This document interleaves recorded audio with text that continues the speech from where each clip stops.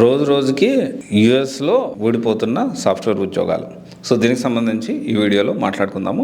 So basically తర్వాత Trump వచ్చిన తర్వాత పరిస్థితి బాగుంటుందని అంతా ఊహించారు. కానీ ఒక పక్క పరిస్థితి బాగున్నప్పటికీ ఇంకొక పక్క అంటే రీసెంట్ వరల్డ్ ఎకానమీ ఫోరం ఏదైతే ఉందో దీని ప్రకారం దాదాపు 41% ఎంఎన్సీ జాబులు ఏఐ రీప్లేస్ చేయబోతోంది, ఏఐ నేర్చుకున్న వాళ్ళు దీన్ని రీప్లేస్ చేయబోతా ఉన్నారు అని చెప్పి రీసెంట్గా వరల్డ్ ఎకానమీ ఫోరం అయితే అప్డేట్ చేసింది.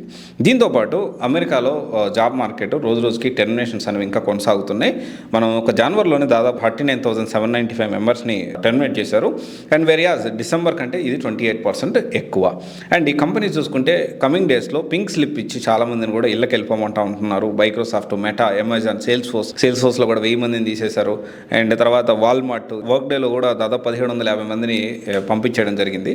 ఇలా చెప్పుకుంటూ పోతే చాలా కంపెనీస్ ఏఐతో రీప్లేస్ చేస్తున్నాయి. At the same time termination కూడా జరుగుతూ ఉంది.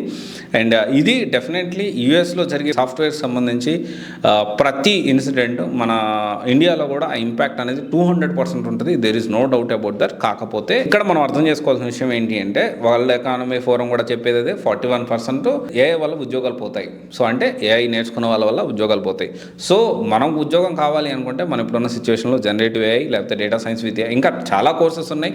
ఒక స్టూడెంట్ అడిగాడు, అన్న ఇప్పుడు అంటే మొత్తం ఏఐ వల్ల ఉద్యోగాలు పోతున్నాయి అంటే మిగతా కోర్సులని వేస్టా, డెవాప్స్ లేకపోతే ఈ డైనమిక్స్, సేల్స్ ఫోర్స్, తర్వాత ఇంకన్నీ చూసుకుంటే ఇవన్నీ వేస్టా అని అడుగుతా ఉన్నారు. ఇక్కడ ఏంటి అంటే ఏఐ బేస్డ్, ఏఐ ఇంక్లూడ్ ఉన్న ఏ కోర్సులకి ఇబ్బంది ఉండదు.